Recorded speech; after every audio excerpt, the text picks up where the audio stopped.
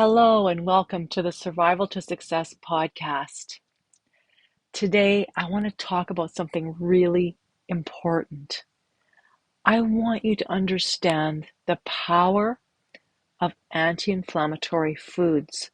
So, this is so important because we can fight illness, we can get rid of pain, we can lose weight if we don't have inflammation in our body.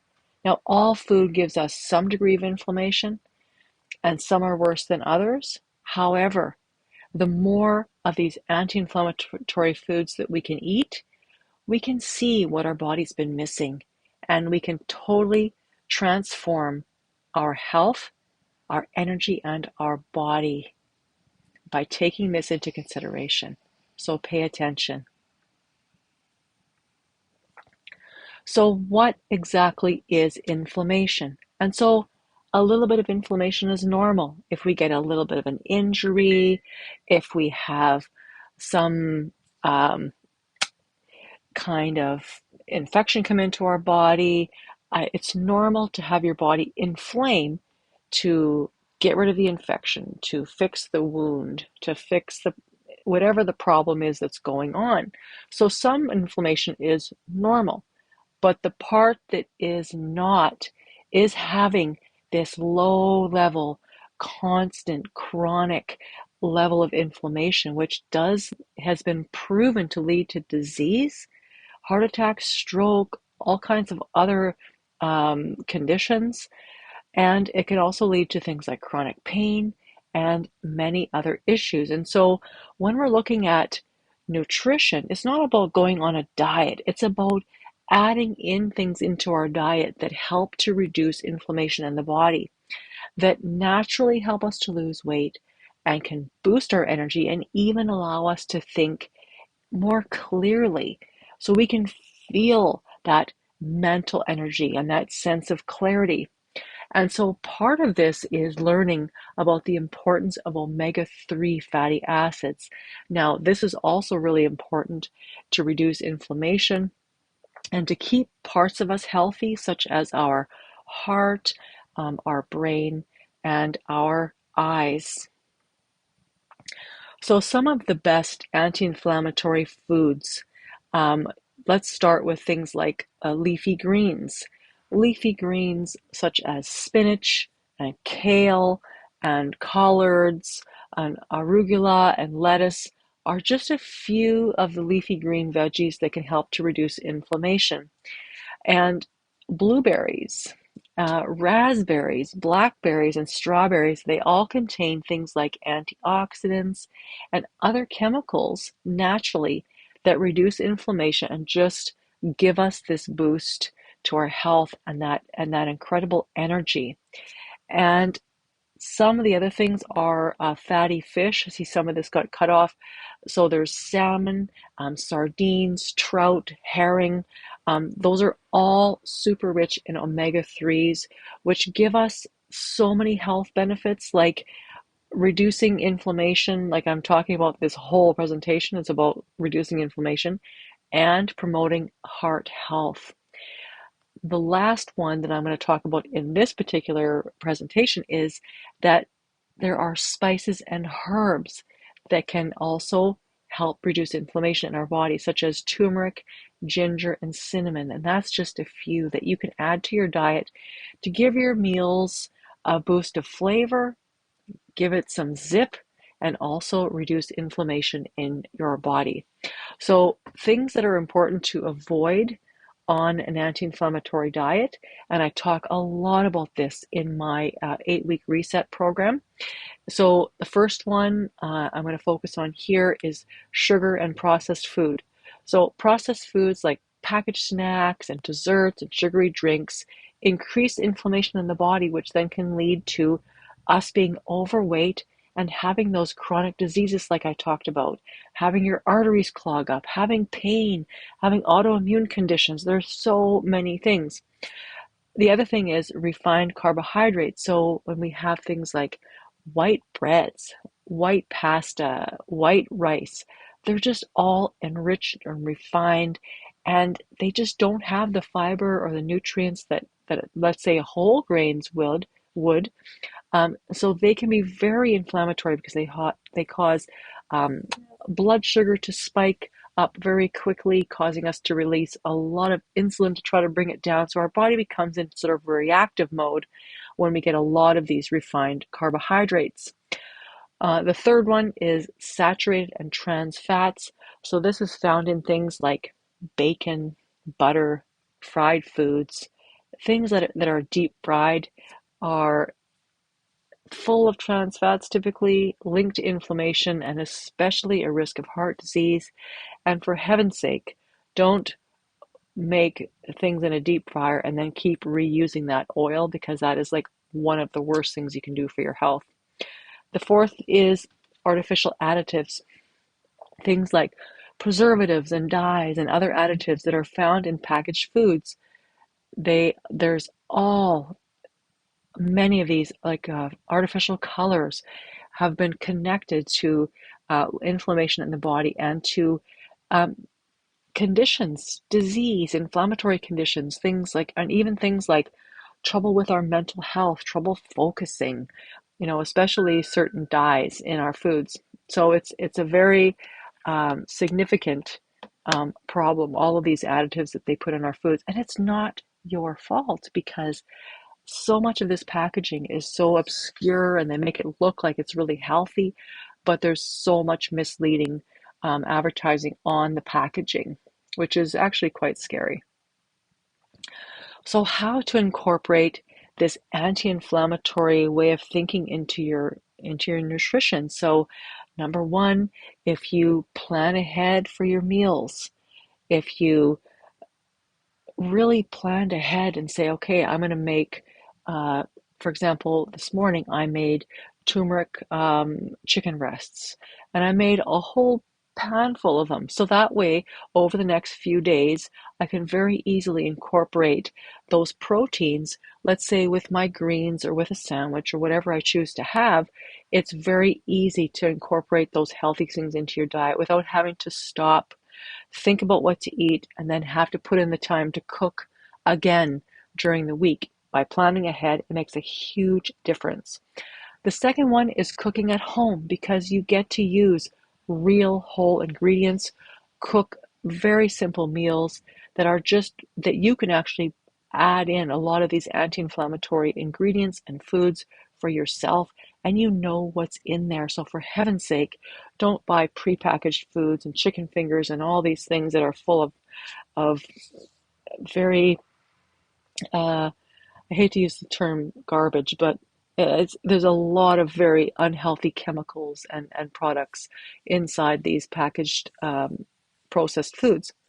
The third thing is keep it colorful. So when you have like lots of colorful fruits, lots of veggies and spices, it helps you get the nutrients that you need. Like, just think about it. If you have a table and you have like red and yellow and green peppers, and you have avocado, and you have purple onion, and you have purple cabbage, and um, just just think about it, right? All of these colorful fruits, oranges, nice apples, can help us really get all of the nutrients that we need. And we can easily put those foods into our soups, into our chicken dishes, whatever it is that we're making. Is so easy to add those colorful foods to our food.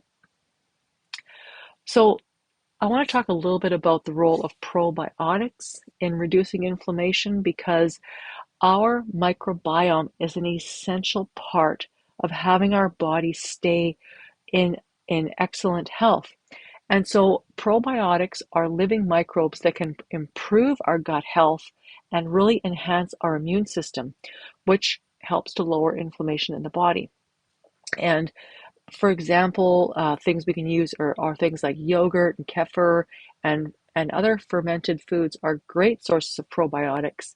And then there's some other ones that you can get as well that are that you can purchase and keep in the fridge and things like that. Like, especially if you don't eat dairy products like yogurt and things like that. So there are other ways to get the pre and probiotics that we need, but this is why, because they are so essential at maintaining our gut microbiome, which is really an essential part of keeping our body in proper balance and maintaining that immune system as well. There's a strong link between our gut and our brain. And like I said, I talked about a lot to do with the microbiome and how our gut is responsible for producing things like happy chemicals and different hormones and nutrients and all these different things. And so if our gut is not healthy, then our gut has a hard time making these things that are needed for our body. So when we need to have a hormone balance, when we, for our thyroid function, for mental clarity, and for things like maintaining our mood, like serotonin is our happy chemical produced in the gut. Like the gut brain connection is huge. So when it comes to our mental health, feeling a sense of well-being, feeling healthy, happy, that sense of vitality, having a healthy gut in order to have a healthy brain is really important. And this is where this having a healthy diet full of good foods to support the brain, as well as these anti-inflammatory foods, can really make a huge difference in keeping us healthy and keeping our mind healthy as well. And so when it comes to being an athlete, now for me, I've taken up running, and I'm really getting into running lately.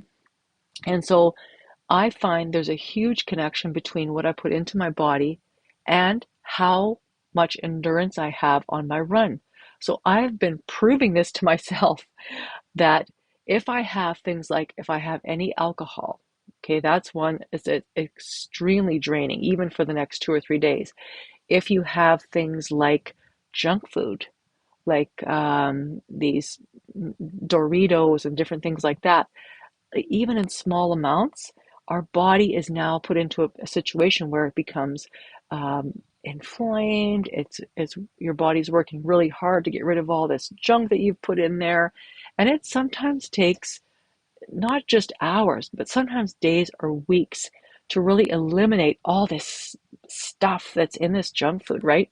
And so if you really want to have energy and endurance, whether you're walking to the grocery store, going on an athletic run, doing Mud Hero, if you want to go do some kind of competition, what you put into your body makes a massive difference on your energy and your endurance as a person, as well as an athlete.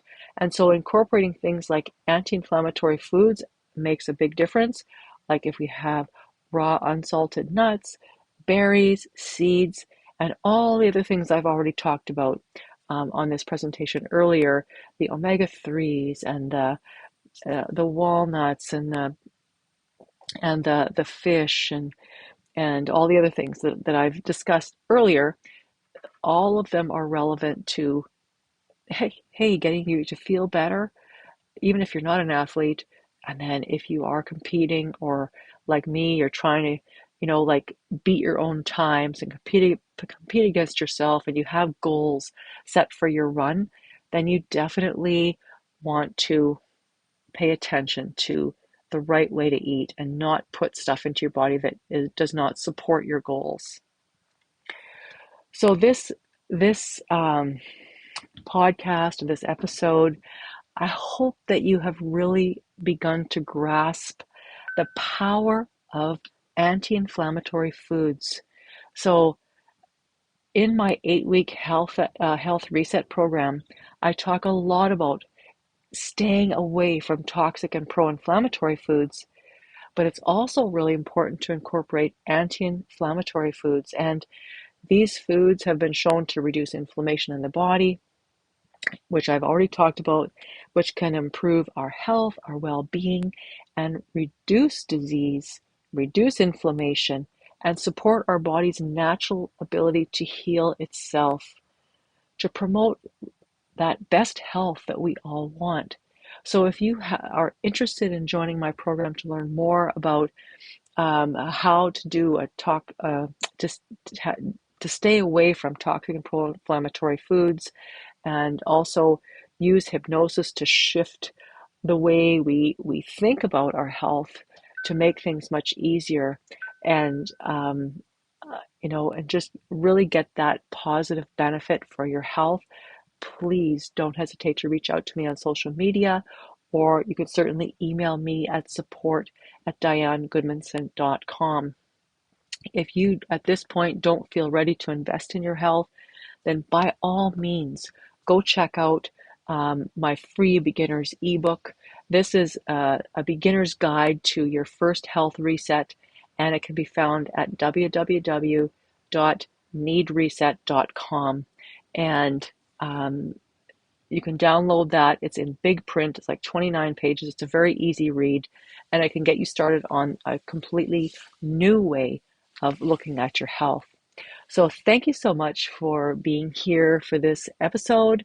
And if you're watching on YouTube, please take a moment to like this video and subscribe to my channel and share it with your friends. And if you're listening on the podcast, be sure to subscribe to this podcast to get some more notifications about future episodes coming up.